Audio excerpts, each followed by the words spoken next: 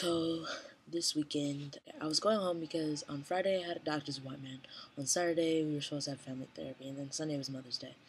So we went to this family therapist, and she was basically an ex-gay counselor. Um,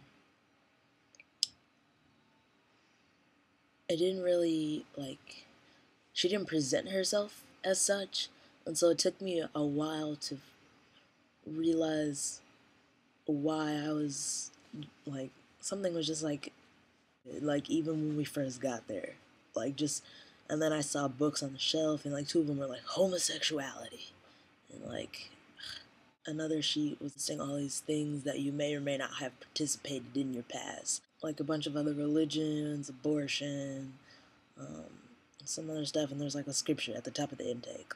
Okay, it's really unfortunate because I find myself getting annoyed with Christians and Christianity. I figured she was just a Christian counselor, but then I found out how she got into this line of work, as she said, or into the ministry. Well, she said that, her life was pretty normal. She was married to a youth pastor. They were both in ministry, and then he had like a homosexual encounter or something, and then he went on to lead a homosexual lifestyle and died of AIDS.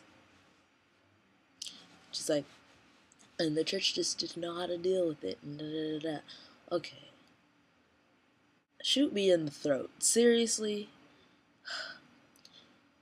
And so she was basically, what she does is the same as any ex-gay counselor.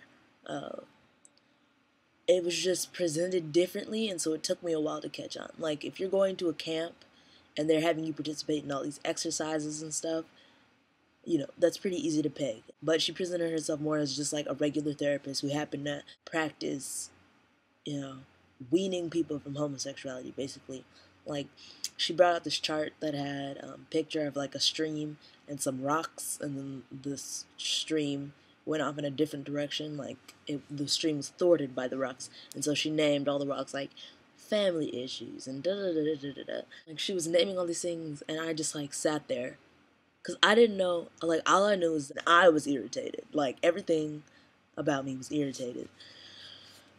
So I just kind of, and I didn't really want to be there, and I didn't want to talk to her because I knew she would twist anything I said, and my parents would just lap it up, especially my mom. My dad was kind of on the same page as me, cooperative, but typically he's like that,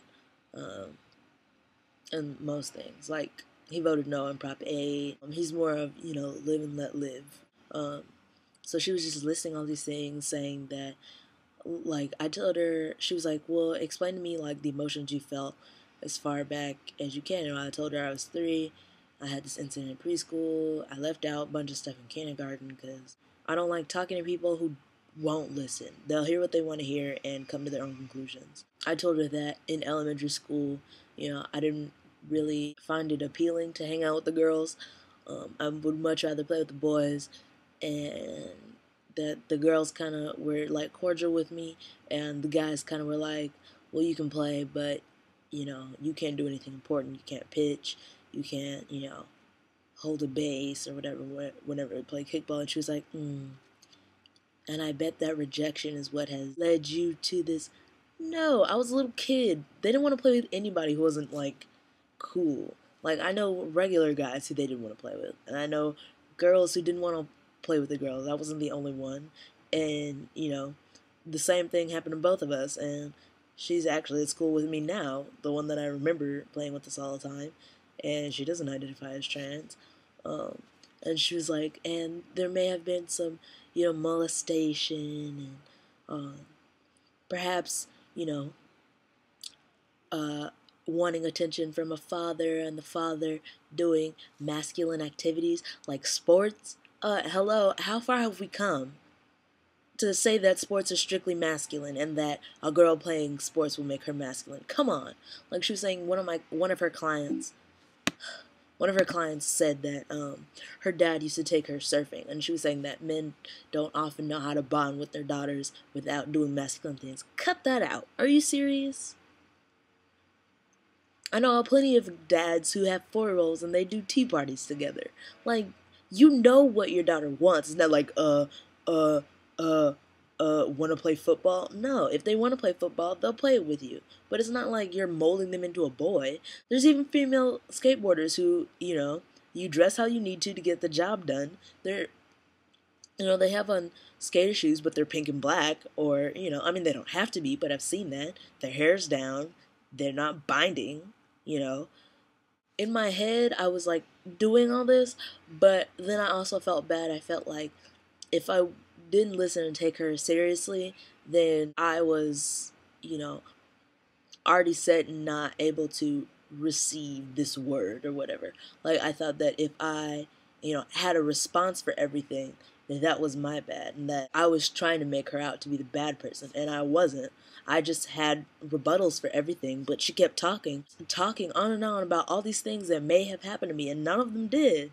And like the rejection, okay, wasn't really rejection. Clearly, if I would have minded so much, I would have played by myself. I continued to play with them all the way up until I graduated elementary school.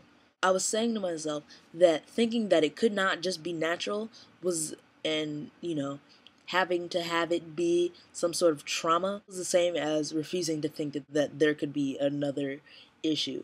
Um, my thing is there could have been trauma, but, and, people who do that are often aware of it. They'll say, I was raped. I was turned off by men because I was just reminded of that incident. And so, in order to, fulfill my sexual desires, I'd turn to women or turn to masturbating. I completely understand that.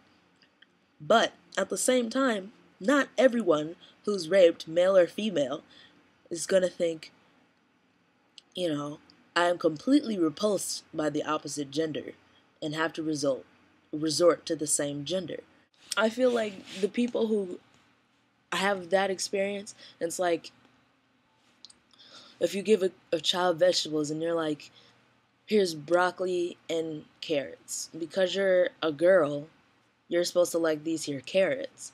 And if she bites the carrot and all of a sudden spikes shoot out and like stab her mouth and she has to get like a surgery or whatever, she's gonna want to choose the broccoli. But that doesn't mean she wouldn't have liked broccoli anyway.